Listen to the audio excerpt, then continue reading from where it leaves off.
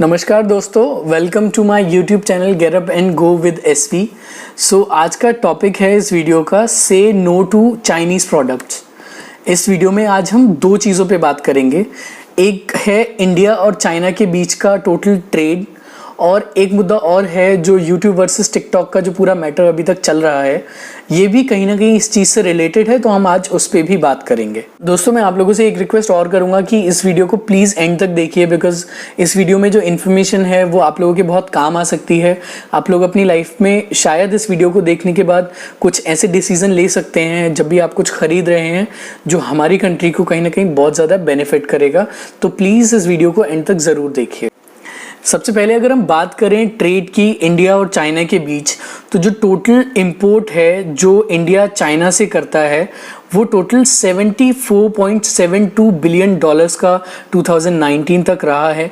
वहीं अगर इंडिया के एक्सपोर्ट की बात करें जो उसने चाइना को अब तक किया 2019 के डेटाबेस तक, which is around 17.95 billion dollars. आप इन दोनों में अगर फ़र्क देखेंगे तो लगभग 4-4.5 गुना का पूरा फ़र्क है इंडिया और चाइना के ट्रेड के बीच में।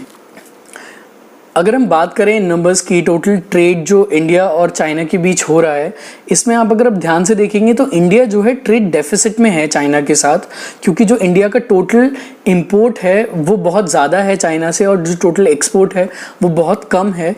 इसलिए इंडिया चाइना के साथ ट्रेड डेफिसिट में है, और जो भी कंट्री ट्रेड डेफिसिट में रहती है वो दूसरी कंट्री पे ज़्यादा डिपेंडेंट रहती है।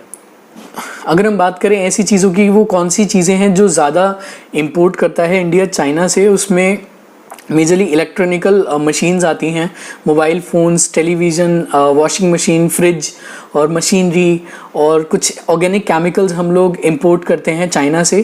सो ये टोटल सबसे बड़ा परसेंटेज इन सारी चीज़ों का होता है, टोटल इंपोर्ट का जो चाइना से इंडिया में होता है। सो टोटल ट्रेड डेफिसिट को ध्यान में रखते हुए हमें चाइनीज़ प्रोडक्ट को नो कहना है, उस चाइनीज़ प्रोडक्ट को रिजेक्ट करना है और कम से कम चाइनीज़ प्रोडक्ट का यूज़ करना है। अब इस बात पे कुछ लोगों के मन में ये सवाल आ सकता है कि क्यों ना हम पूरी कंट्री चाइनीज़ प्रोडक्ट को बैन कर दे, हमारी गवर्नमेंट पूरे जो भी इंपोर्ट्स हैं चाइना से उनको बैन कर दे। तो जो वर्ल्ड ट्रेड ऑर्गेनाइजेशंस के रूल्स के अकॉर्डिंग आप किसी स्पेसिफिक कंट्री पे पूरा ब्लैंकेट बैन नहीं लगा सकते हो। अगर कोई ऐसा स्पेसिफिक प्रोडक्ट है जहाँ पे आप कोई प्रॉब्लम आइडेंटिफाई कर सकते हो, जो कि कोई एक रीज़न बन सकती है किसी एक स्पेसिफिक प्रोडक्ट को बैन करने का, तो हाँ आप किसी एक प्रोडक्ट को बैन कर सकते हो, बट एज अ कंट्री आप किसी स्पेसिफिक कंट्री पे ब्लैंकेट बैन नहीं लगा सकते। तो वो पॉसिबल नहीं है। यहाँ बैन करना सॉल्यूशन नहीं है, रिप्लेस करना सॉल्यूशन है। तो अगर आप बैन पे ध्यान ना देके अगर प्रोडक्ट्स रिप्लेस करोगे तो शायद हम लोग ज़्यादा हमारी कंट्री को स्ट्रॉन्ग बना पाएंगे, हमारी कंट्री की इकोनॉमी को स्ट्रॉन्ग बना पाएंगे। सो मान लीजिए अगर इंडिया चाइना पे बैन कर भी देता, कंप्लीट बैन, तो जो टोटल इंपोर्ट है इंडिया का चाइना से which is around 75 billion dollars, उसका इंडिया में प्रोडक्शन होना इतना पॉसिबल नहीं है इतने कम टाइम में। तो इंडिया को बहुत भारी नुकसान हो सकता है। हमारे मार्केट में जो आइटम्स हम बाहर से ले रहे हैं इतने ज़्यादा पैसे के, वो इंडिया में प्रोडक्शन बहुत जल्दी नहीं हो सकता, उसका सब्स्टिट्यूट नहीं आ सकता। तो हम कंप्लीट बैन की बजाय रिप्लेस कर सकते हैं। जो हम इंपोर्ट्स चाइना से ले रहे हैं वो हम जापान से, साउथ कोरिया से या अदर यूरोपियन कंट्रीज से ले सकते हैं। इस तरह से हम चाइना को कम से कम बेनिफिट करेंगे। अब बात एक ये उठती है कि हम लोग कैसे कंट्रीब्यूट कर सकते हैं इस बॉयकआउट चाइना की मुहिम में। तो देखिए, एज अ कंज्यूमर हम लोगों के लिए बहुत मुश्किल होता है, क्योंकि हमारे पास बहुत लिमिटेड ऑप्शंस होते हैं मार्केट में। अगर आप देखेंगे कि जो मोबाइल इंडस्ट्री अगर आप इंडिया में देखेंगे तो मोस्टली जो मोबाइल फ़ोन्स हैं जो 8,000-10,000 की रेंज में हैं, वो ज़्यादातर चाइना के प्रोडक्ट्स हैं जो मार्केट में अवेलेबल हैं। तो हम लोगों के लिए बहुत मुश्किल होता है ये सब करना, बट हाँ इसमें कंपनीज और ट्रेडर्स बहुत बड़ा रोल प्ले करते हैं। वो लोग अगर इंडिया का जो प्रोडक्ट है उसको ज़्यादा प्रमोट करें, या फिर जो अदर कंट्रीज़ हैं जिनकी हम बात कर रहे थे जैसे कि यूरोपियन कंट्रीज़, अगर उनके प्रोडक्ट्स को हमारी कंपनीज़, हमारी जो बड़ी बड़ी कंपनीज़ हैं और ट्रेडर्स हैं, उनको अगर ज़्यादा प्रमोट करें तो हम चाइना का टोटल जो हम इंपोर्ट करते हैं उसको कहीं ना कहीं रिप्लेस कर सकते हैं। तो कंपनीज एंड ट्रेडर्स का बहुत बड़ा रोल है। और हमें भी एज अ कंज्यूमर ज़्यादातर चाइनीज़ प्रोडक्ट को नो कहना चाहिए, रिजेक्ट करना चाहिए, जिससे हम कंपनीज पे और ट्रेडर्स पे एक प्रेशर बना सकें, जिसके बाद वो इस चीज़ पे डिसीजन लें और मार्केट के हिसाब से काम करें, क्योंकि मार्केट में जो सबसे बड़ा किंग होता है वो कंज्यूमर ही होता है। और एज अ कंज्यूमर हम लोगों को वो प्रेशर क्रिएट करना चाहिए जिससे कंपनीज और ट्रेडर्स इस चीज़ पे ध्यान दें और हम लोग अपना कंट्रीब्यूशन इस पूरे मुहिम में, जो बॉयकॉट चाइना की मुहिम है, इसमें हम अपना कंट्रीब्यूशन दे सकें। यहीं हमारी गवर्नमेंट को भी इंडियन प्रोडक्ट्स को, इंडियन इंडस्ट्रीज़ को ज़्यादा प्रमोट करना चाहिए, जिससे जो प्रोडक्शन है इंडिया में ज़्यादा बढ़े और लोग ज़्यादातर मेड इन इंडिया का प्रोडक्ट ही यूज़ करें। तो गवर्नमेंट का भी बहुत बड़ा रोल है, वो ज़्यादा से ज़्यादा इस चीज़ को प्रमोट करें। सो ये तो हो गई ट्रेड की बात। अब हम बात करते हैं कुछ ऐसी एप्लीकेशंस की, कुछ सोशल मीडिया प्लेटफॉर्म्स की जो चाइनीज़ हैं और इंडिया में अपना बहुत बड़ा मार्केट स्टेब्लिश कर चुके हैं। और अभी उस पर रिसेंटली एक इशू भी चल रहा था यूट्यूब वर्सेस टिकटॉक का। तो जो टिकटॉक एप्लीकेशन है वो चाइनीज़ बेस्ड एप्लीकेशन है, जिसकी पेरेंट कंपनी है बाइट डांस। टिकटॉक अब तक का सबसे ज़्यादा डाउनलोड होने वाला सोशल मीडिया ऐप बन चुका है वर्ल्ड वाइड, और उसमें से 44% जो यूसेज है वो इंडिया का है। अगर हम बात करें टोटल रेवेन्यू की जो टिकटॉक इंडिया से कमाता है, लास्ट दिसंबर क्वार्टर तक जो टोटल रेवेन्यू था टिकटॉक का वो 25 करोड़ रुपीस था। और जो टिकटॉक की कंपनी है बाइट डांस, वो एम कर रही है 100 करोड़ का रेवेन्यू जुलाई सितंबर वाले क्वार्टर में। तो आप लोग देख लो कि जो टिकटॉक हम लोग यूज़ कर रहे हैं, इंडिया में सबसे बड़ा प्लेटफॉर्म बना दिया है, सबसे ज़्यादा यूज़र्स इंडिया में टिकटॉक के हैं, हम कितना रेवेन्यू उन लोगों को दे रहे हैं। और हमारे जो बॉर्डर पे इतने इश्यूज़ हो रहे हैं चाइना की तरफ से, हम ये सारे पैसे उनको देते हैं और वो कहीं ना कहीं वो हमारे ही आगे आके पैसे लगते हैं। तो आप ये सारे यूसेज कम करो, आप चीज़ें रिप्लेस करो, एटलीस्ट टिकटॉक जैसी एप्लीकेशन को तो यूज़ मत करो यार प्लीज़। अगर आप इस चार्ट पे ध्यान देंगे तो इसमें आपको दिखाई देगा कि टोटल जो डाउनलोड है इंडिया में कितना ज़्यादा है, जो 190 मिलियन यूज़र्स ने डाउनलोड किया है टिकटॉक, और बाकी आप अदर कंट्रीज़ भी देख सकते हैं। तो ये टोटल यूसेज टिकटॉक का है इंडिया में। सो हम लोगों ने ट्रेड की बात कर ली और हम लोग अब इस टिकटॉक की बात कर रहे हैं, क्योंकि ये भी मैटर करता है।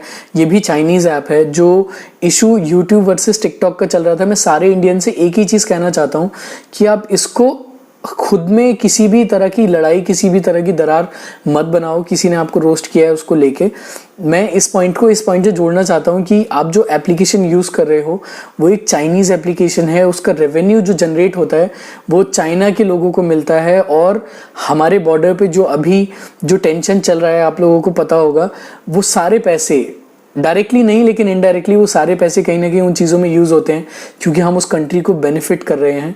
और जैसे कि आमिर सिद्दीकी ने कहा था कि हम लोग इतने टैलेंटेड हैं कि हमारा अगर हम लोग यूट्यूब पे आएंगे तो इन लोगों का वहाँ से भी ख़त्म कर देंगे। बात किसी के ख़त्म करने की नहीं है। आप लोग, अच्छा टैलेंट है आप लोगों के पास, तो आप इस प्लेटफॉर्म को देखो, इस पूरे जो ग्राफ है इसको देखो। इसमें जो सबसे ज़्यादा यूसेज है वो फेसबुक का है और उसके बाद यूट्यूब का। अगर आप ध्यान से देखोगे तो टिकटॉक का जो टोटल यूसेज है वो 7th नंबर पे आता है। आप लोग टिकटॉक यूज़ कर रहे हो, दूसरों की दुश्मन जो कंट्री है हमारी उसकी जेब भर रहे हो।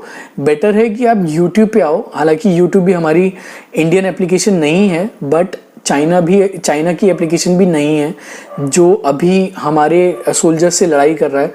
तो बेटर है कि आप टिकटॉक को छोड़ो, आप यूट्यूब पे आओ, आप अपना अच्छा कंटेंट बनाओ और यहाँ पे आगे बढ़ो। तो मैं बस यही कहना चाहूँगा कि इसको उस तरह से ना लेके किसी भी डिस्प्यूट की तरह से खुद में लड़ाई करके कोई फ़ायदा नहीं है। आप बेटर है आप यहाँ पे आओ और चीज़ें खुद को प्रमोट करो, खुद का टैलेंट दिखाओ लोगों को, और टिकटॉक यूज़ करना बंद करो। बाकी सारी चाइनीज़ एप्लीकेशन यूज़ करना बंद करो।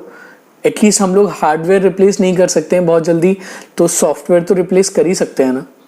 तो मैं आप लोगों से रिक्वेस्ट करता हूँ, सारे टिकटॉक यूज़र्स से भी रिक्वेस्ट करता हूँ कि एटलीस्ट अभी के लिए हम लोग अपने सारे सॉफ्टवेयर्स, जो चाइनीज़ सॉफ्टवेयर्स हम यूज़ कर रहे हैं, एप्लीकेशंस हम लोग यूज़ करते हैं, मोस्टली हम रिप्लेस करें।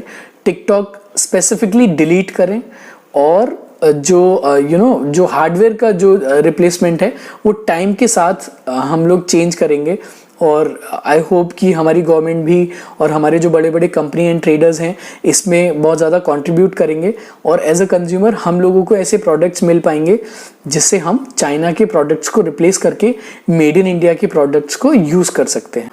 सो गाइज, इस वीडियो के एंड में मैं आप लोगों को कुछ लाइंस सुनाना चाहता हूँ बिकॉज हम लोगों ने जो भी अभी तक बात करी है टिकटॉक और अदर इम्पोर्ट्स की जो हम चाइना से करते हैं, कैसे हम उन चीज़ों को रिप्लेस करें, क्योंकि हम लोग बहुत सारी बातें करते हैं बट कहीं ना कहीं हम असमर्थ रहते हैं उन चीज़ों को रिप्लेस करने में या कुछ ऐसी चीज़ें करने में जो हम दूसरों को देखना चाहते हैं करते हुए।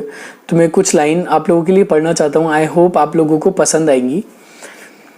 मैं भारत का नागरिक हूँ, मुझे लड्डू दोनों हाथ चाहिए, बिजली बचाऊंगा नहीं, बिल मुझे माफ़ चाहिए, पेड़ मैं लगाऊंगा नहीं, मौसम मुझे साफ चाहिए, शिकायत मैं करूँगा नहीं, कार्रवाई मुझे तुरंत चाहिए, बिना लिए कुछ काम ना करूँ पर भ्रष्टाचार का अंत चाहिए, घर बाहर कूड़ा फेंकूं, शहर मुझे साफ चाहिए, लाचारों वाले लाभ उठाएं फिर भी ऊंची साख चाहिए, लोन मिले बिल्कुल सस्ता, बचत पर ब्याज बड़ा चाहिए, धर्म के नाम रेवड़ियां खाएं पर देश धर्म निरपेक्ष चाहिए, जाति के नाम पर वोट दें, अपराध मुक्त राज्य चाहिए, टैक्स न दूं ढेले भर का, विकास में पूरी रफ्तार चाहिए, मैं नागरिक हूं भारत का, मुझे लड्डू दोनों हाथ चाहिए। ये हम सब हैं दोस्तों, जो मैंने ये लाइंस पढ़ी है, हम सब हैं कहीं ना कहीं किसी न किसी पॉइंट पे हम लोग ऐसी चीज़ें करते हैं और हम दूसरों को जज करने लगते हैं। और मैं भी अपनी लाइफ में इसको लेके बहुत सारे चेंजेस लेके आऊँगा और मैं उम्मीद करता हूँ कि आप लोगों को ये वीडियो पसंद आई हो, इस वीडियो का मैसेज पसंद आया हो। और अगर आप लोगों को भी लगता है कि हमें चाइनीज़ प्रोडक्ट को बॉयकआउट करना चाहिए तो प्लीज़ कमेंट करके ज़रूर बताइए। और अगर आप लोगों को ये वीडियो अच्छा लगा तो इसको शेयर कीजिए और प्लीज़ मेरे चैनल को सब्सक्राइब कीजिए, जो नीचे रेड बटन दिया हुआ है उसको प्रेस कीजिए, इस वीडियो को लाइक कीजिए।